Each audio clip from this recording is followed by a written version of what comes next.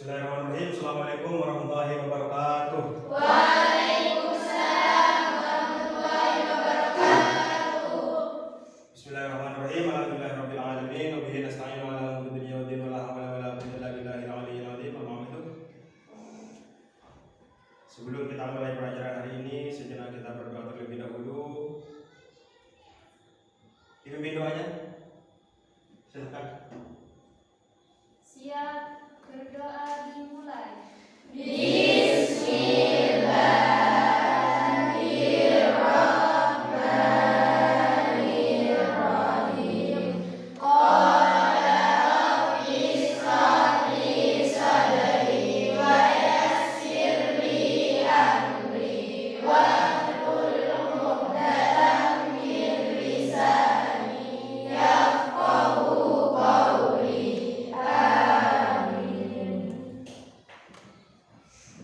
Hari ini kita akan belajar bab 1 sejarah Islam di Indonesia. Bagaimana proses penyebaran Islam di Indonesia.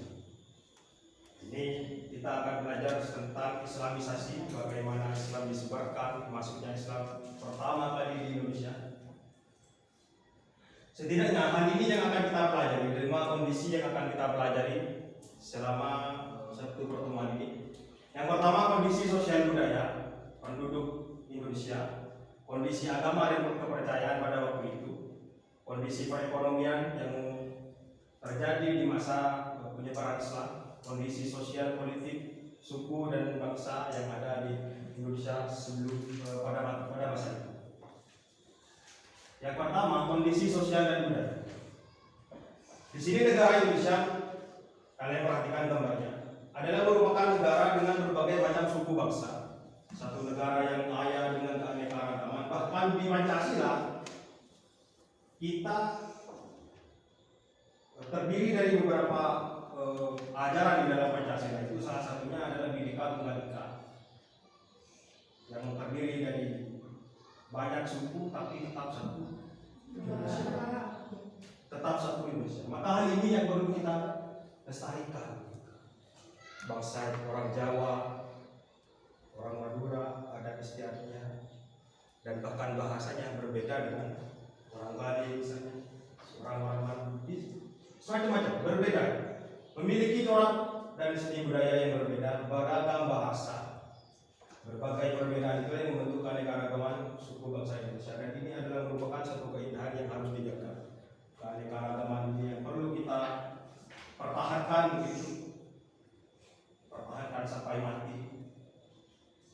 Selanjutnya kita akan belajar tentang kondisi sosial dan kepercayaan. Nah, ini bangsa Indonesia sebelum mengenal Islam sudah mengenal agama terlebih dahulu. Sudah mengenal agama terlebih dahulu. Di antara yang pertama kali masuk ke Indonesia itu Hindu, Buddha, kepercayaan tentang kapitaya, animisme, dinamisme. Tahu animisme? Tidak tahu? Animisme itu orang percaya terhadap roh. Orang percaya bahkan pohon misalnya dipercaya ada penunggunya, keramat, dikeramatkan begitu. Bahkan sebelum Islam datang ke Indonesia, orang Indonesia sudah mengenal agama, jadi Hindu, Buddha, kapitaya, dan lain sebagainya, termasuk animisme, dinamisme itu.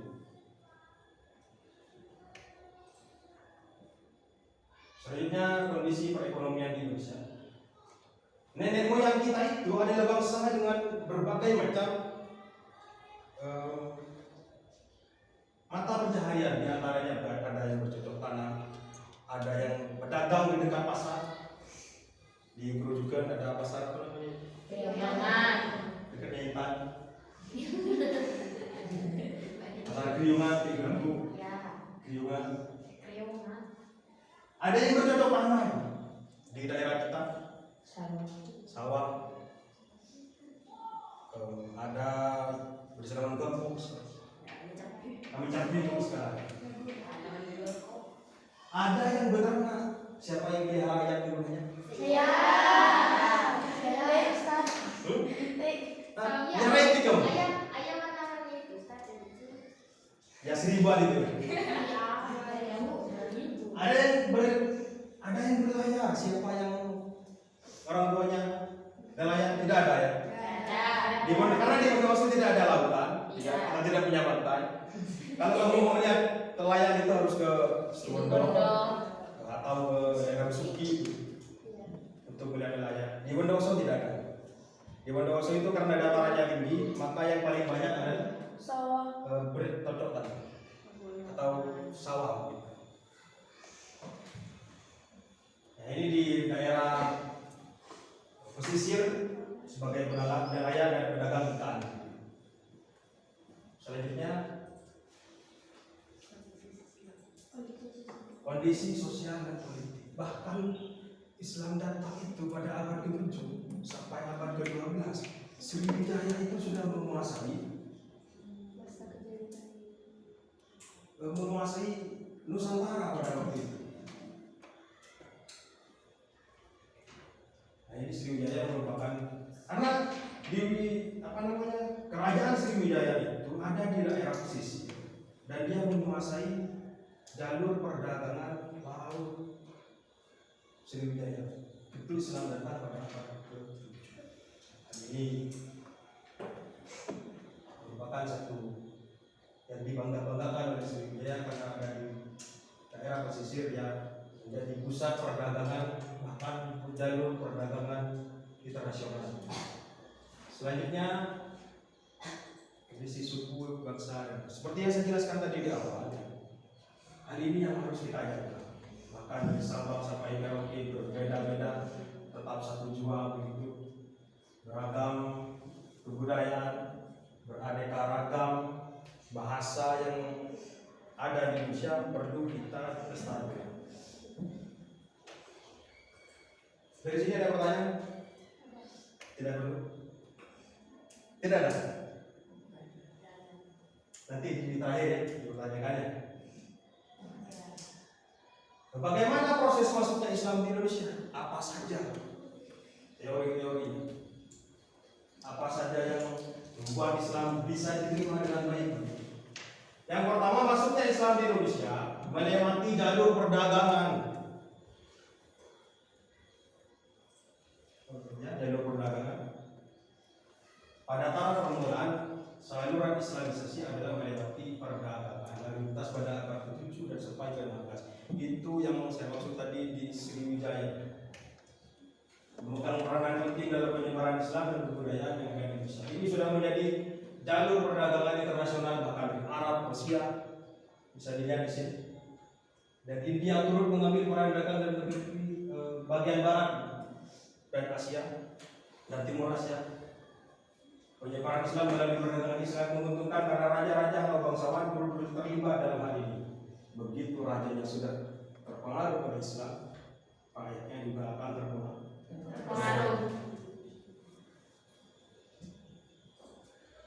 Atau lewat jalur pernikahan. Orang Arab, pedagang datang ke Indonesia, orang kaya dong. Bahkan para putri-putri bangsawan ini tertarik dengan orang-orang Arab ini. Ya kali kita ngomong sama orang Arab. Mau? Mau orang Arab?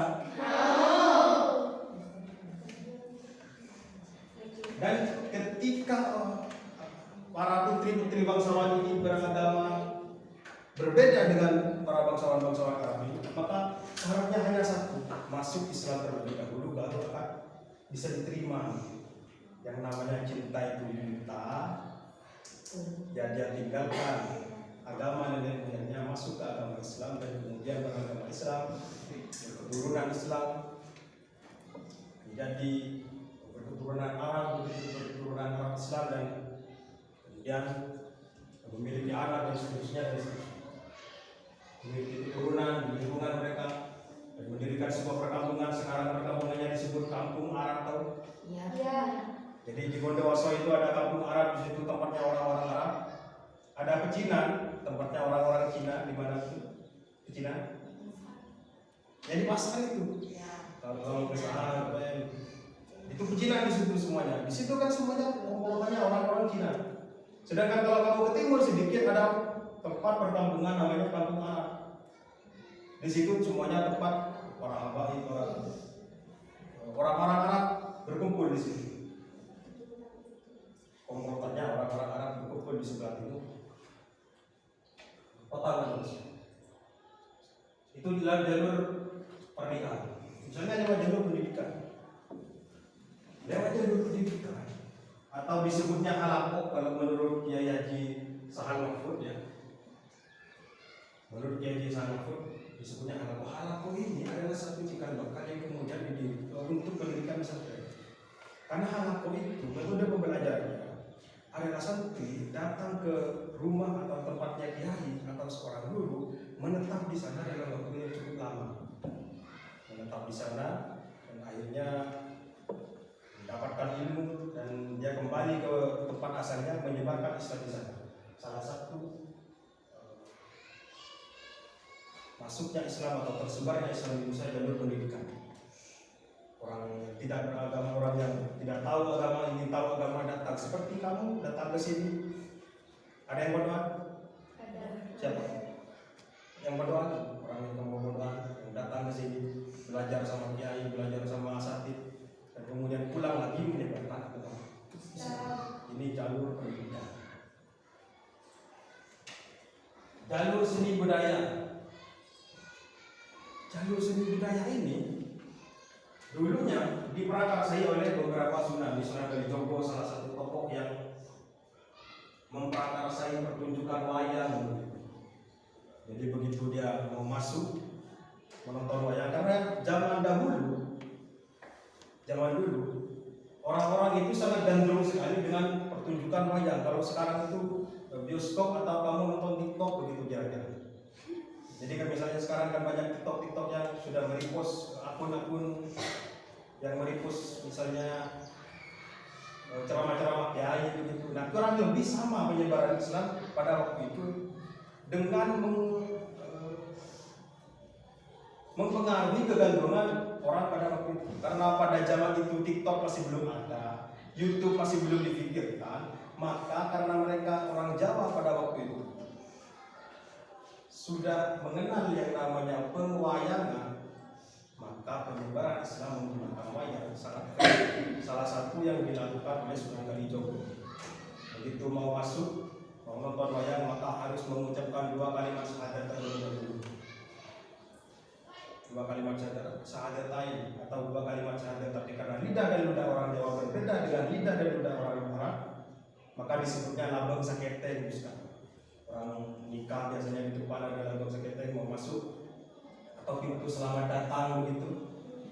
Itu selamat datangnya dulu orang Jawa tidak, lidah dan lidahnya berbeda dengan lidah dan lidah orang Arab. Orang Arab biasa menyebut syahadatain 2 kalimat syahadat, tapi karena berbeda disebutnya syahadat.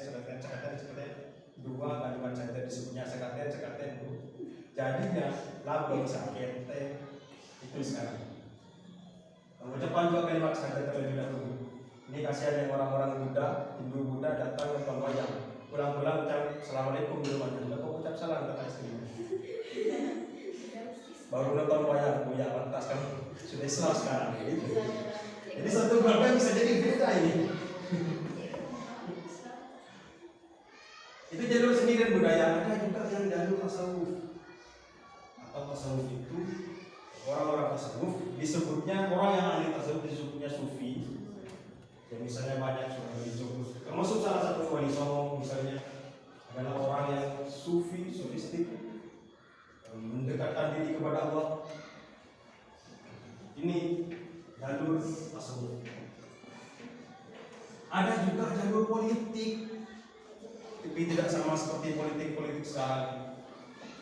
Dulu penyebaran Islam jalur politik ini, dulu penyebaran Islam jalur politik ini adalah ketika para bangsawan terpengaruh masuk ke dalam Islam, maka rakyatnya pasti akan ikut mesti masuk Islam. Jadi kalau sudah rajanya, bangsawan-bangsawannya sudah pada terpengaruh masuk Islam, maka rakyatnya juga pasti akan masuk Islam.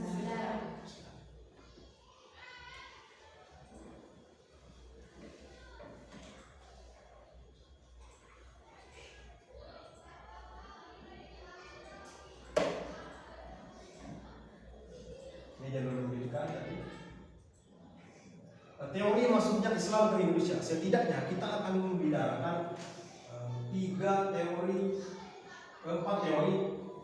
tentang masuknya Islam yang ada di Indonesia. Yang pertama ada teori mutlak, di mana teori ini adalah untuk membantah teori mujarad. Teori mujarad dibantah dengan teori mutlak oleh beberapa ilmuwan sejarawan yang menunjukkan bahwa Islam datang pada abad ke-7 Hijriah yang dilakukan oleh orang-orang Mesir, yang dibawa oleh orang-orang Mesir karena pada waktu itu orang Mesir sudah melakukan invasi ke daerah Islam, ke daerah Indonesia. Selanjutnya adalah teori Persia.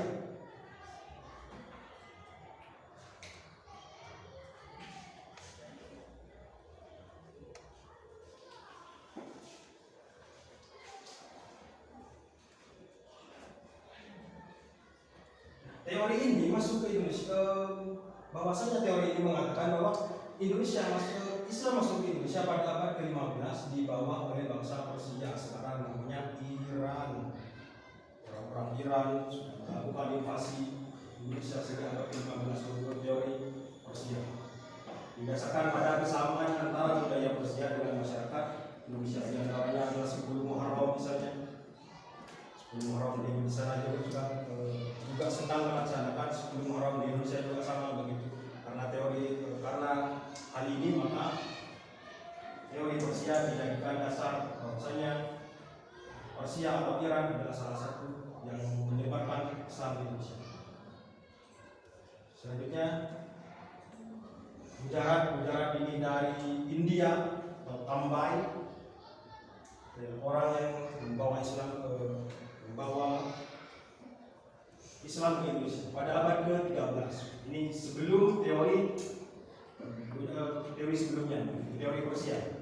Bahkan sebelum orang Iran menyebarkan Islam di Indonesia, orang mujarad sudah menyebarkan Islam di Indonesia menurut teori ini. Selanjutnya, singkat saja, ini Cina. Bahkan orang Cina menyebarkan Islam ke Indonesia. Makanya sekarang baju Islam itu disebutnya baju koko. Itu salah satu warisan yang kemudian ditinggalkan oleh para ulama-ulama dari Cina ini. Jadi tadi itu perdagangan. Bahkan para pedagang ini, orang-orang yang menyebarkan Islam di Indonesia, baik dari Mekah, baik dari Gujarat, Persia, bahkan dari Cina, mereka bukan pedagang sembarang pedagang. Bukan sembarang pedagang. Adalah orang-orang yang khusus, orang-orang yang ulama-ulama, orang-orang dengan keilmuan keislaman yang tinggi, menyebarkan Islam di Indonesia. Karena tidak mungkin hanya sekedar pedagang menyebarkan Islam ke Indonesia, tidak mungkin. Mereka pasti sudah memiliki keilmuan yang tinggi, mereka sudah pasti mengenal belum agama Islam begitu dan lain sebagainya.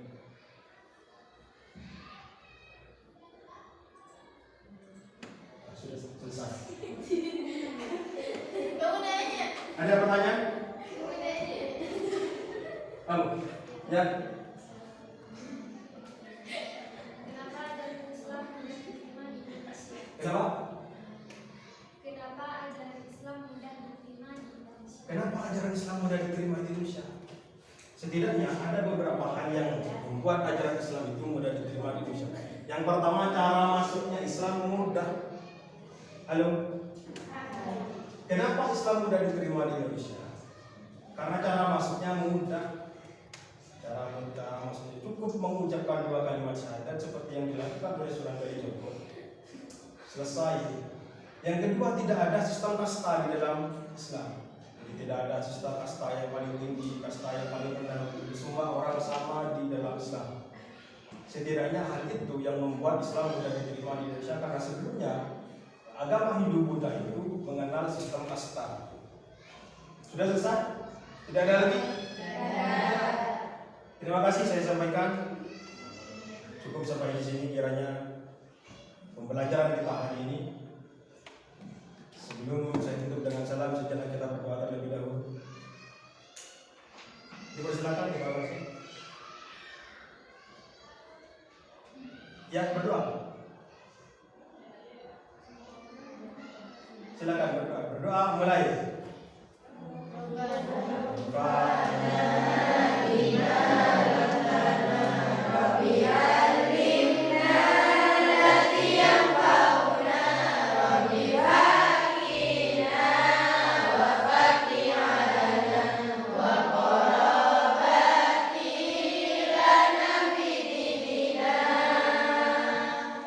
Sudah, ini Assalamualaikum warahmatullahi wabarakatuh.